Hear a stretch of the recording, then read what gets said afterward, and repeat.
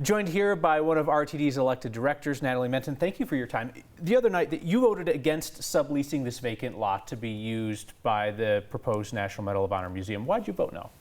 Well, first of all, what was up for discussion was the park, not the museum spot itself, which was on the other side of Lincoln.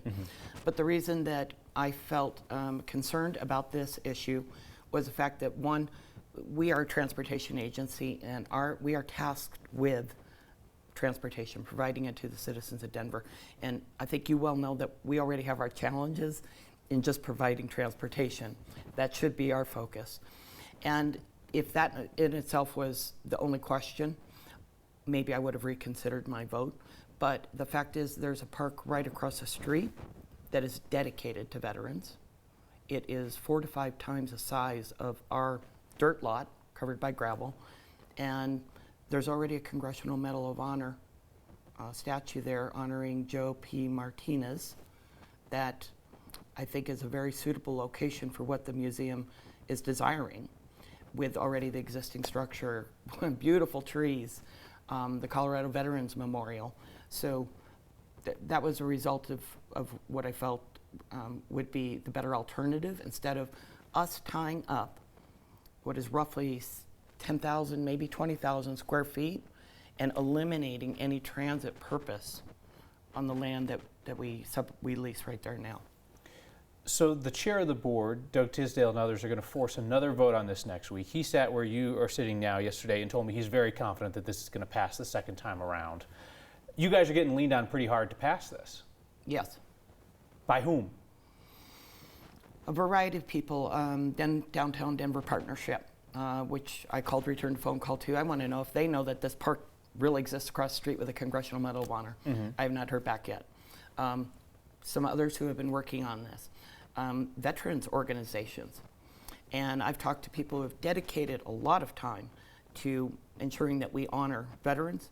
They weren't aware of what's in this park 100 feet away. And so the variety of pressure is coming from different organizations and people in higher level positions. I haven't really gotten that many emails from citizens themselves. And in fact, out of probably the 6 to 7, I had one person who wrote and said she supported the decision. Does it affect your decision as an elected official that other elected officials like Mayor Hancock and Governor Polis want you to say yes to this? No, it makes me do further research to completely back up my position so that I feel very confident what's in the best interest of everybody is to use an existing beautiful resource 100 feet away that already honors the first Congressional Medal of Honor recipient here in Colorado, Joe Martinez, who I almost think of it as why are we abandoning Joe? That's what I've come up to label this as, because he is there sitting there in this park without the attention that he maybe deserves. So it makes me dig in my heels, because I think this was overlooked by some people who are funded by taxpayer dollars, and why this drive to have our small lot next to the buses, it doesn't even make sense to me anymore.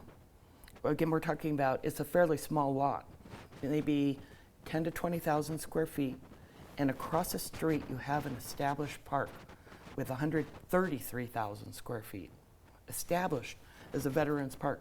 Why would you ignore that resource? Were you surprised by the public reaction to the decision the other night? Only in that some people think we voted against the museum and we didn't. That was not even the matter on the table to us. It was where the park should be located. So when we voted, it was, do we sublease for cost what is real estate that we could be possibly using for transportation, and that is what we are tasked to do. I think once I explained to people that what we voted on was the park and that there was this alternative, in fact, there was shock from them because they didn't even know about the park. And then two, they appreciated that an elected official was digging into it instead of just taking what was being told without any questions. When you sat there the other night and heard a fellow elected official question the very idea of a National Medal of Honor museum, what did you think? I knew that she might regret using those words.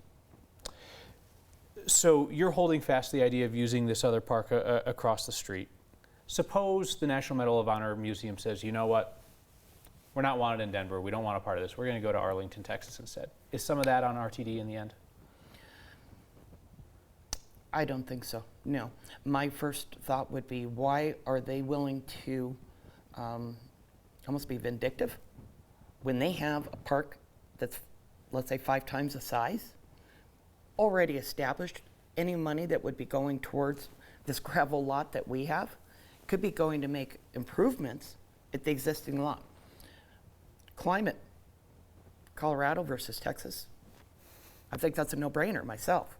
Why would they even make a decision to give up what's owned by the state of Colorado?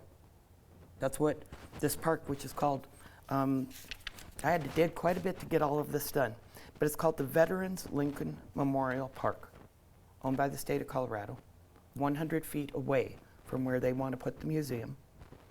In no way do we oppose the museum, but this park for me makes logical sense, and the best use of resources, and everybody's resources are limited.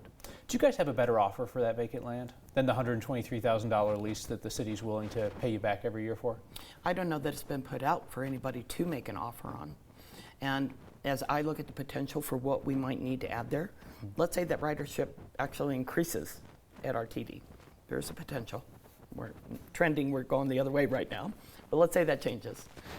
We very well would want to add on there another bus lane for bus rapid transit, express for more workers in downtown area.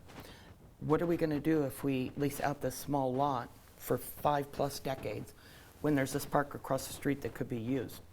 We have technology is advancing shocking levels. Car ride service. Why is RTD ridership down? People use car share ride services. Why would we not want to potentially lease that out to people who are in Uber or Lyft? It's quite difficult and sometimes unsafe where they're parking now on busy streets to pick up passengers. What if we sold permits for that lot? Let's say we get into autonomous vehicles, self-driving vehicles. One day we could be the Jetsons. I know this sounds bizarre, but technology is advancing. What if we needed some place for autonomous vehicles to park? And they were perhaps the RTD fleet or private sector, which I always favor. Perhaps we could use the lot for that. Again, if there was not a park right across the street, 5 times the size, already dedicated to veterans, with plenty of space to add on monuments in appreciation of veterans, I would look at it differently. But why tie future boards' hands when you have this beautiful alternative sitting there right now? If I can make a personal observation, the arguments that you're making make a lot of sense. Seems like they should be discussed and thought about and so on and so forth. But I wonder if they're just going to get lost in the really incendiary things that were said the other night. I think you're helping to get the message out to a common sense solution. If we continue to play, what is the game where you go in a circle and you start with one message and people continue and by the end it's pretty hacked up? If people continue to understand there's a park there and Joe Martinez with this glorious, I've got pictures, wonderful statue, and the Colorado veterans, maybe more people will go and appreciate the park. I hope the message is not lost. This just is a common sense solution, and I have to question, why wasn't this brought forward to the attention of the RTD board? So for folks who don't know the process, RTD staff, the non-elected folks, the folks who run RTD's day-to-day business, they bring these items to you guys, the elected leaders who oversee RTD, for your approval or rejection or whatever.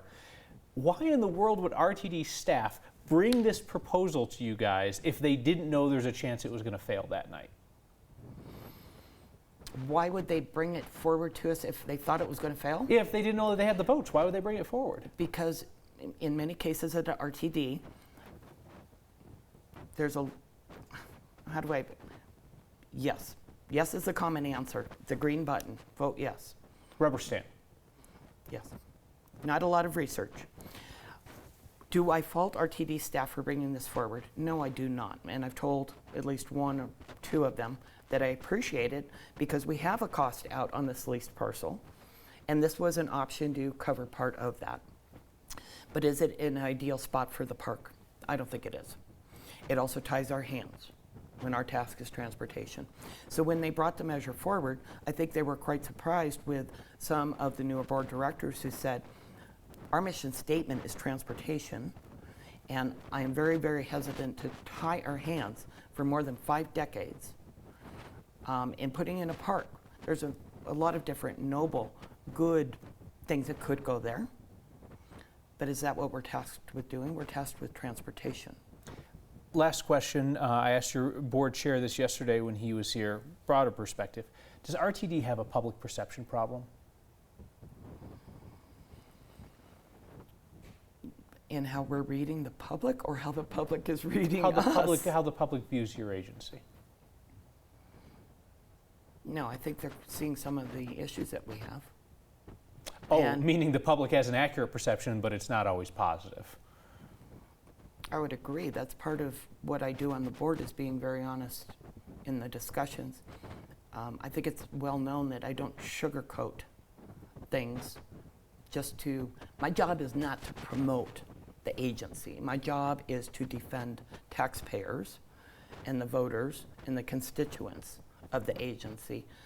I'm always have to laugh a little bit when I'm told that we're to hold hands and kumbaya, because that is not what I was elected to do. I was elected to make financially responsible decisions and represent the district. Natalie Minton, thank you for your time. Thanks for coming in, and we'll keep track of the issue.